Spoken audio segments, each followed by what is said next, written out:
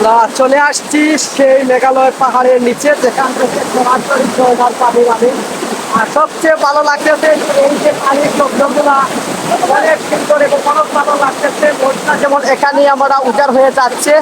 সিলেট মানেই প্রকৃতির এক অপরূপ লীলাভূমি, কিন্তু আজ আমি আপনাদেরকে দেখাতে যাচ্ছি এমন এক লুকানো সৌন্দর্য যা অনেকেই এখনো চিনেন না। এই জায়গার নাম রাংপানি ঝর্ণা বা রাংপানি ওয়াটারফল।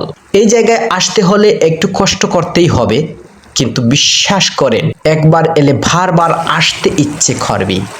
ভিডিওটি শেষ পর্যন্ত দেখুন, কারণ আমি দেখাবো পুরো রোড, খরচ আর কিছু গুরুত্বপূর্ণ টিপস। আমাদের যাত্রা শুরু হয়েছে সিলেট শহর থেকে। আমরা চাফলং রুট ধরে এগিয়ে যাচ্ছি।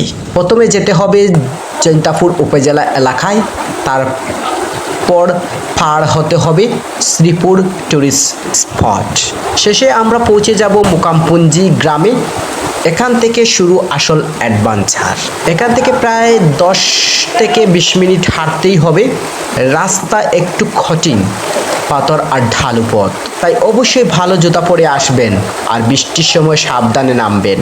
এই হচ্ছে সেই রাংপানি, প্রকৃতির এক অসাধারণ সৃষ্টি। স্বচ্ছ নীল পানি, চারপাশে সাদা পাথর আর পাহাড়ের নীরবতা। এখানে এসে সত্যিই মনে হয় এই যেন এক লুকানো স্বর্গ। আপনি এখানে এসে গোসল করতে পারবেন, ছবি তুলতে পারবেন আর প্রকৃতির সাথে কিছু শান্ত সময় কাটাতে পারবেন। এই জায়গা এখনো খুবই বেশি কমার্শিয়াল হয়নি, তাই এর আসল সৌন্দর্যটা এখনো অক্ষত আছে। খরচের কথা বললে কম খরচে বাজেটের করে আসা সম্ভব। সিলেট থেকে সিএনজি অথবা বাসে করে সহজে আসা যায়। আরও কিছু গুরুত্বপূর্ণ টিপস দিচ্ছি। এখানে এগিয়ে গ্রুপের আসুন, লোকাল গাইড নিলে ভালো। আরেকটি আপনাদের কাছে একটি রিকোয়েস্ট থাকবে, প্লাস্টিক বা ময়লা ফেলে পরিবেশ নষ্ট করবেন না। রাংপানি ঘুরতে এসে চাইলে কাছাকাছি আরও কিছু সুন্দর জায়গা ঘুরে দেখতে পারবেন, যেমন জাফলং, লালাকাল, শ্রীপুর টি গার্ডেন।